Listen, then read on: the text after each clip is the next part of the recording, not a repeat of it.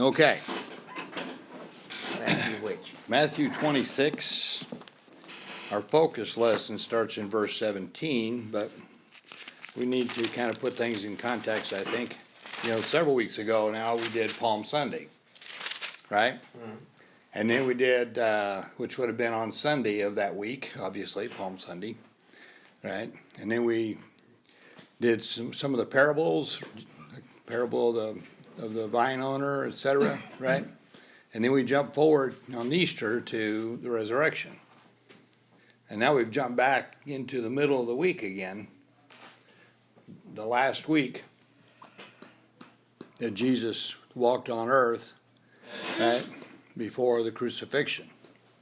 And now we're down to the last couple of days, right? And you've heard me talk about this before, but Mathew Henry, when I was reading him last night, reminded me of, this is now the fulfillment in the 70 weeks prophecy in Daniel chapter 9, right? We have the 69 weeks that leads up to what? What happens after the 69 weeks?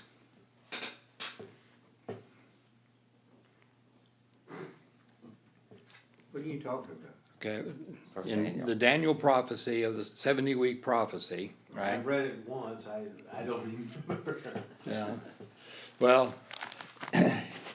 in Daniel's prophecy, right, we have Daniel telling us that there's some things that's going to happen, right? Which chapter? In chapter 9, verse 24, 70 weeks have been decreed for your people and your holy city to finish the transgression, to make an end of sin, to make atonement for iniquity, to bring in everlasting righteousness, to seal up vision and prophecy. At the end of the 70 weeks, all of that's going to happen. We know the 69 weeks have passed, but all of that hasn't happened yet, has it? Has there been an end to sin? No.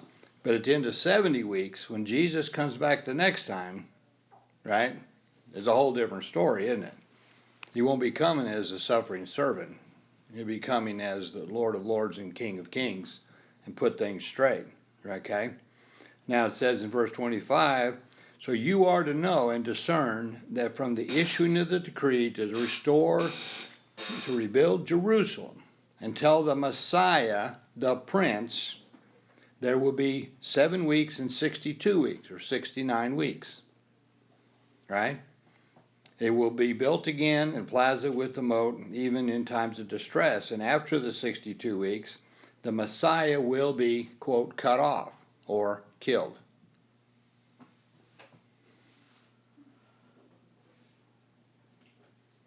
Right?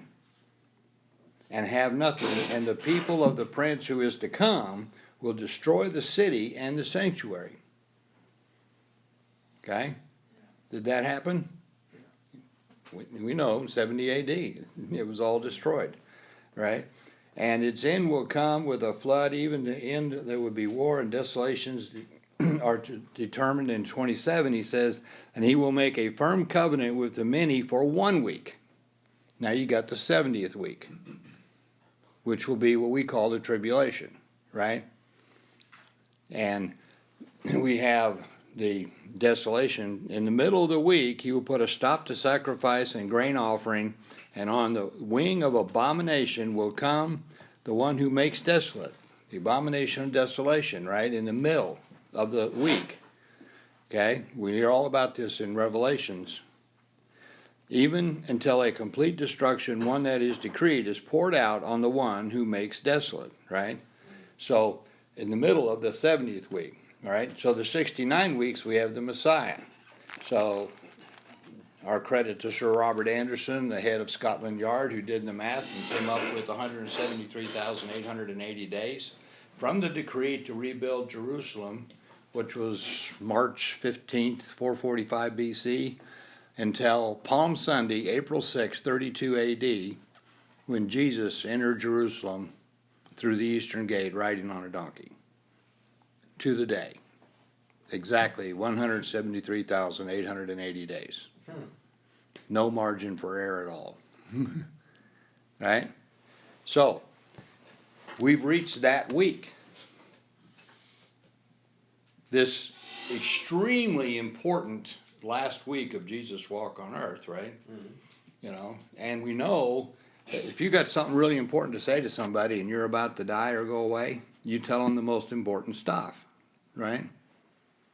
And so that's what Jesus has been doing, you know, and he's been given this information. You know, on Monday, he chased the money changers out of the temple. On Tuesday, he's doing these parables, he's teaching, okay? And that's where we're at. When you finish chapter 25 and move into 26, this is now Tuesday night, right? As we're moving into this. It came about when Jesus had finished all these words, he says to his disciples, you know that after 2 days, the Passover is coming. What's after 2 days? Right? Again, it points to the Friday, Passover being on Friday. After 2 days.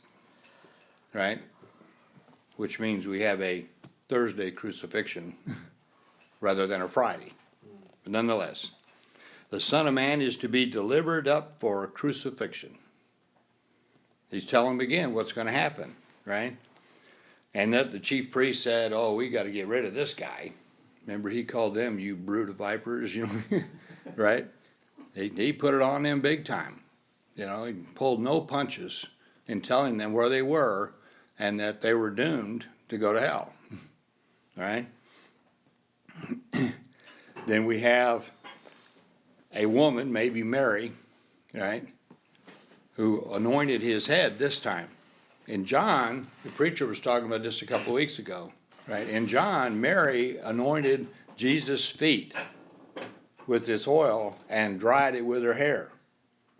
This is now about 4 days later, because that happened 6 days before. Okay? This is 2 days before, and it may have been Mary again. We don't know, actually. It doesn't say. It says a woman, right? But she poured on his head, and as he reclined at the table, the disciples reacted the same way. Why are we wasting this stuff? You know? And Jesus said, why do you bother the woman? For she has done a good deed to me. For the poor you have with you always, but do not always have me. When she poured this perfume on my body, she did it to prepare me for burial. Right? This woman, which again kind of points to Mary, seems to really understand what's going on. Much more so than the disciples, who thought they were smarter. Because after all, Mary was a woman, right? That plus they were still, I think, looking for a king who was going to conquer. But after 3.5 years of being with Jesus, how do you still look for a false Messiah? All the teachings he's given them, we only have a fraction of what he actually said, right? But yet they still didn't get it. Of course, their whole life they'd been told what the Messiah was going to do. Jesus saying, no, that's not what I'm going to do. Right? So they just couldn't comprehend it. I think Mary did. So this very well could have been Mary. Or one of the other women, one of the other Marys. Right? He had a bunch of Marys. Which happened to be a really popular name. Right? And then Judas decides, this is so crazy. One of the 12, named Judas Iscariot, went to the chief priests and said, what are you willing to give me to deliver him, Jesus, up to you? And they weighed out to him 30 pieces of silver. And he began looking for a good opportunity to betray him. All right. You've been with Jesus 3 years plus.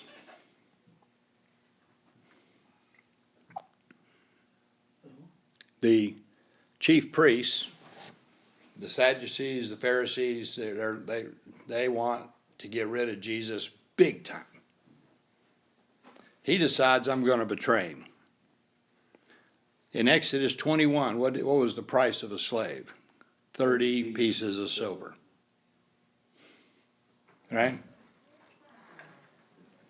So we didn't have a lot of inflation back in those days, did we? Not a whole lot. You know, if you're betraying somebody to somebody who really, really, really, really wants him dead, wouldn't you make a better deal You'd think. than the price of a slave?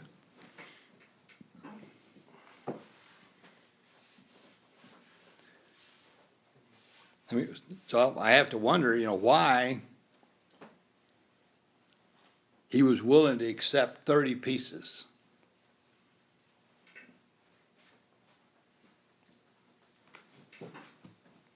It's probably prophesied somewhere. Well, I don't know that it may have been. It may be one of the 800 prophecies that Jesus fulfilled, right? But Jesus was offered the entire world by Satan, and he turned it down. And Judas betrays him for the price of a slave, 30 pieces of silver. Just makes you wonder what was going through his head. Why he was so, all of a sudden, was so willing. Now we know that shortly Satan's going to enter him, right? And he's going to go do what he's going to do, right? But it's just kind of shocking when you stop and actually put it in perspective that a guy who'd been with Jesus for over 3 years and is now willing to betray him for such a nominal amount. Well, maybe Satan was whispering in his ear this whole time. Well, we know he was because we know that he was stealing. Jesus made him the treasurer, and he was stealing from the coffer, right? So we know he's had problem, Now, did Jesus know what he was going to do? Yes. Did Jesus know what he'd been doing? Sure. I'm sure he did. Is there anything he didn't know? Which puts things back on our head. What are we doing? Jesus knows all about it. There are no secrets. And what put Jesus on the cross? Our sins. Our sin.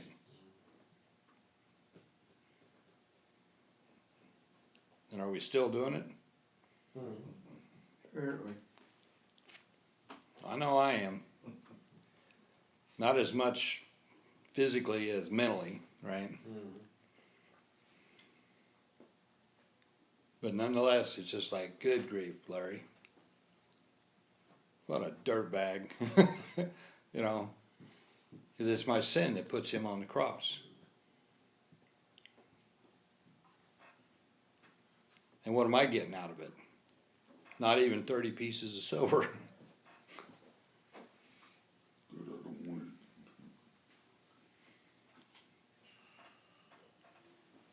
Just kind of, it's really easy to jump on old Judas, right, for betraying him. But every time we sin, aren't we betraying him? And we're not even getting 30 pieces of silver.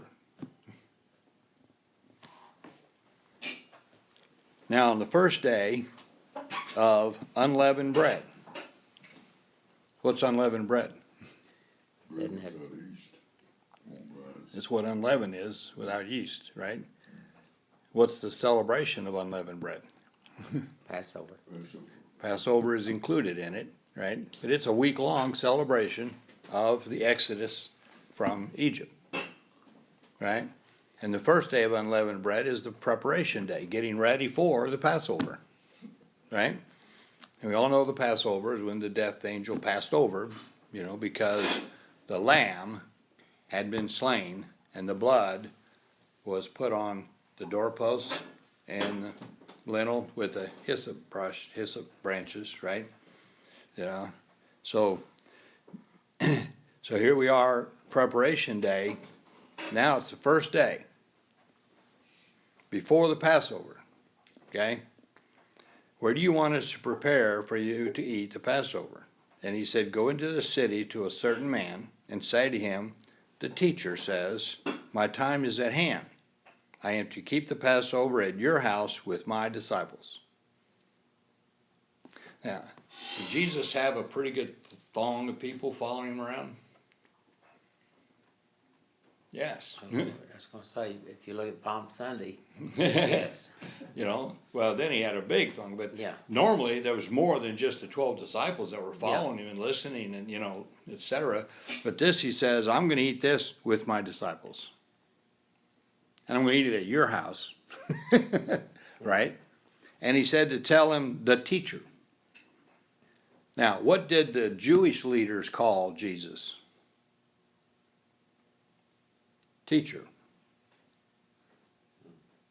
So there is a little implication that this person was a Jewish leader. First off, he had a big house.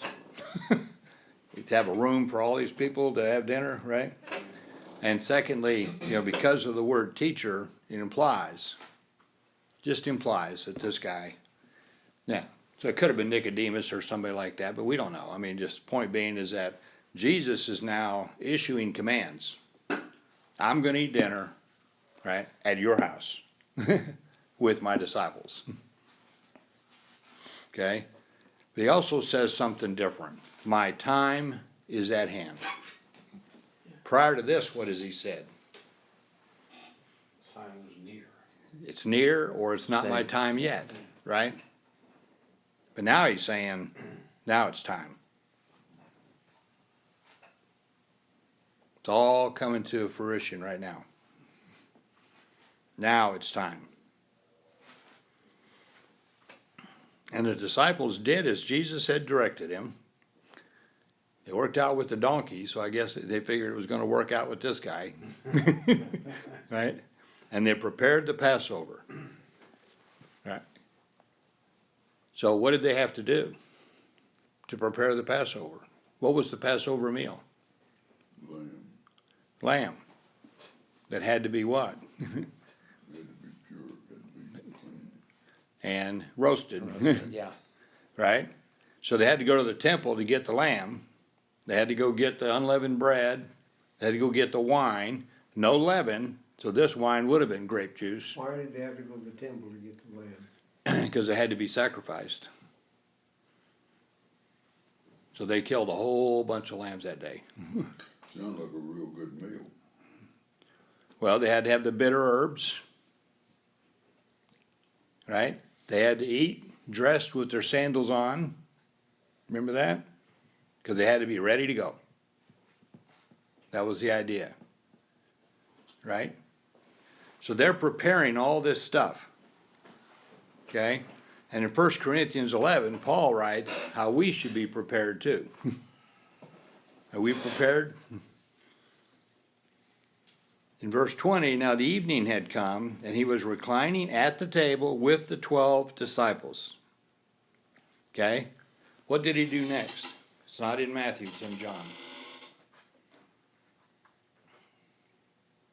They're in the upper room, probably. What, do you wash their feet? He washed their feet. How many of the disciples were there? All of them. Including Judas. Judas. We already talked about it. He knew exactly what Judas was going to do. And Jesus washed his feet. I guarantee you I wouldn't have done that. That's how I know I'm not God. Right?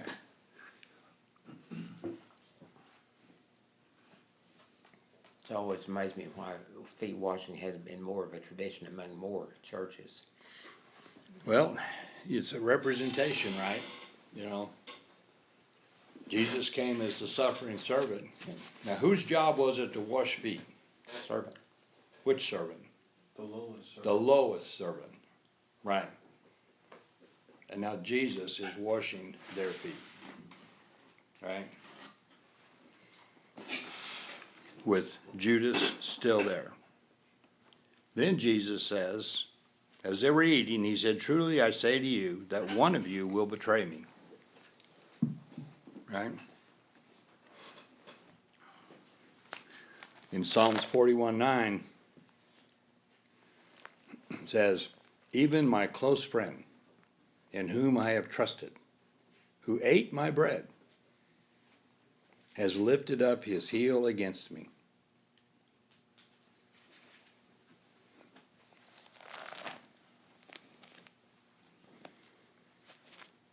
His close friend reminded me of David, who killed his close friend because of his sin with Bathsheba. Uriah, one of David's 30 mighty men, one of his best friends.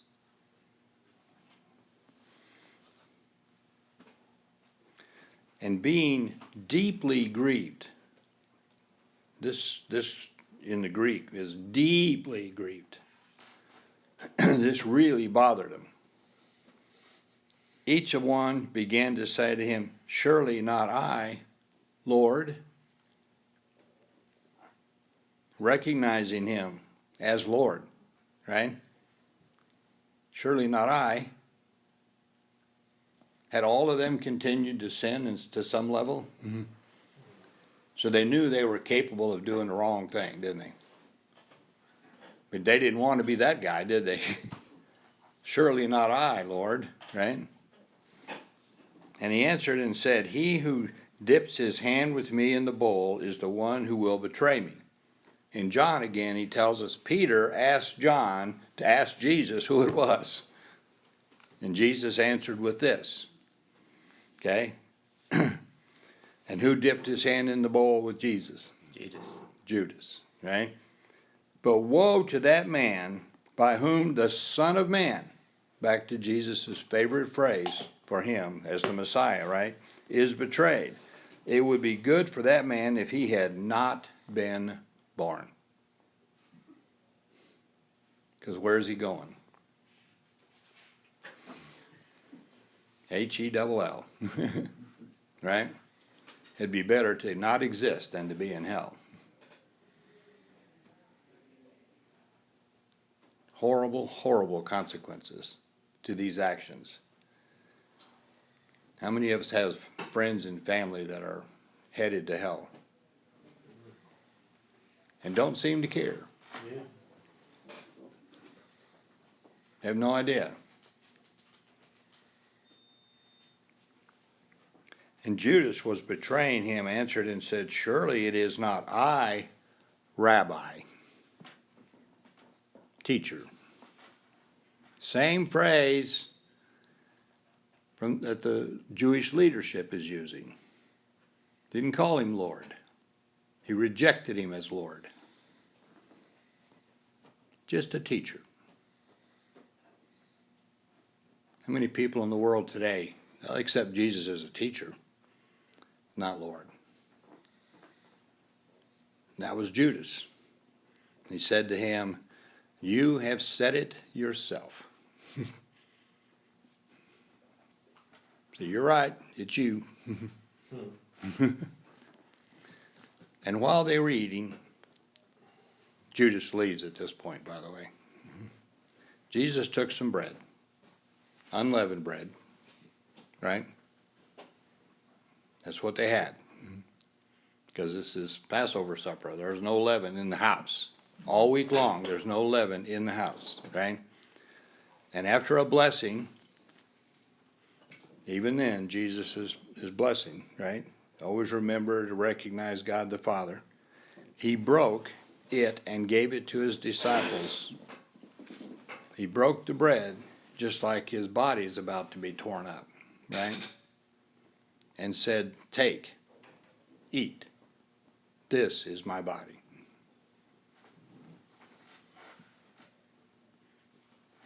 And when he had taken a cup and given thanks, he gave it to them, saying, drink from it, all of you, partake, for this is my blood of the covenant, which is poured out for many. Praise the Lord, there's many, right? We got included. in the many for forgiveness of sins. The first Passover was for what? Saving the kids, Huh? I don't know whether that's true or not. Well, the first Passover was to take them out of slavery. Yeah. Now we're talking about taking the whole world out of sin. Right? If we look at Hebrews 9:11-15, it says, "But when Christ appeared as a high priest of the good things to come, he entered through the greater and more perfect tabernacle, not made with hands, that is to say, not of this creation, and not through the blood of goats and calves, but through his own blood.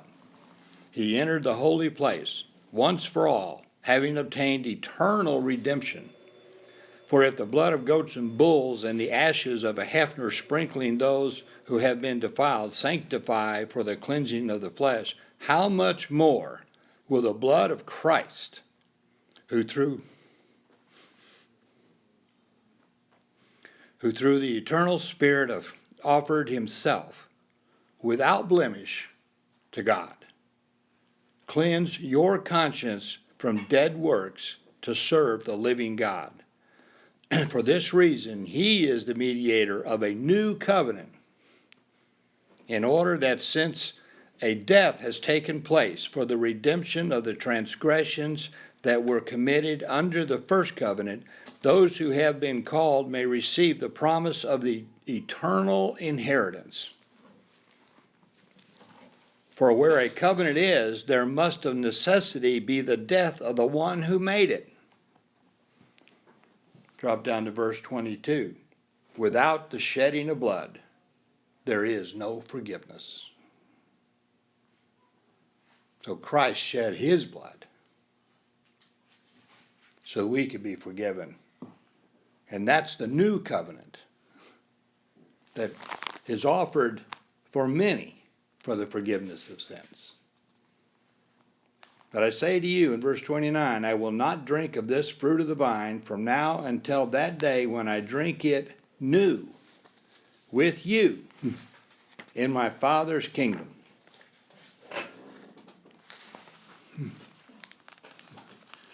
He goes on to say, we read in John about the kingdoms. Yeah, "I'm going to prepare a place for you." Right? "So where I am, there you will be also. For in my Father's house there are many mansions." Right? Now let me ask you this. When's your birthday? March. What do you do on your birthday? Celebrate. Eat cake. Okay. When's your wedding anniversary? Are you kidding? June 18th.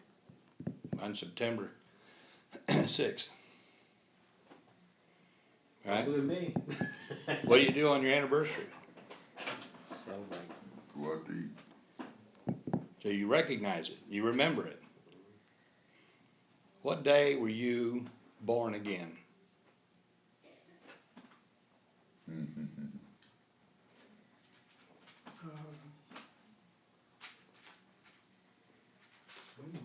About I don't know. 15 years. I was 13 years old on a Thursday night in revival at Hillcrest Baptist Church in the summertime, right? 1962. Now, I can't tell you the date. You know, Well, I know it was on a Sunday at Council Road Baptist Church, but I got no idea the date or the time. shouldn't we know that date more than we know our physical birth date? The body's going to die.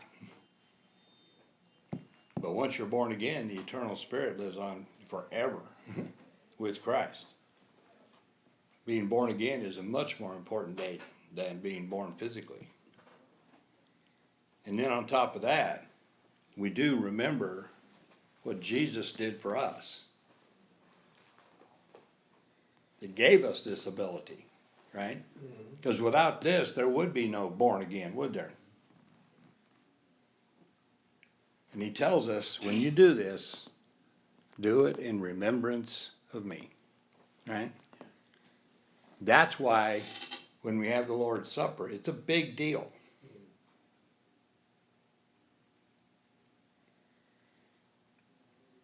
Has anybody else offered salvation to the world? Forgiveness of sins? Eternal inheritance with God? Doesn't exist anywhere else, does it? Not even close.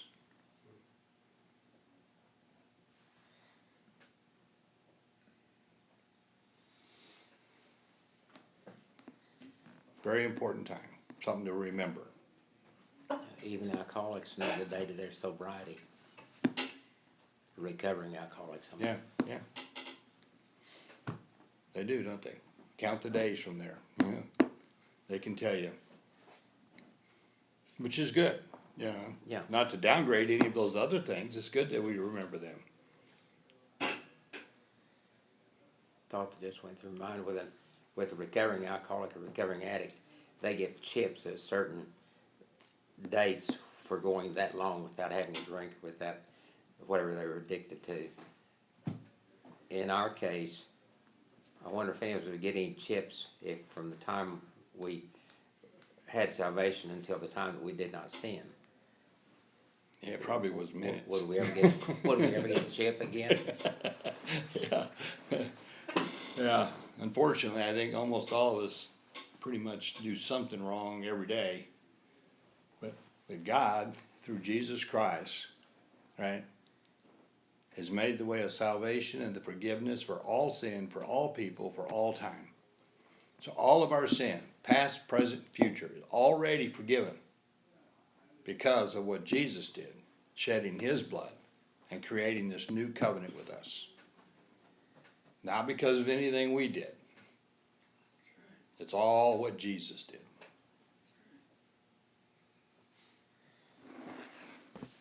Any comments, questions on this lesson regarding the Lord's Supper?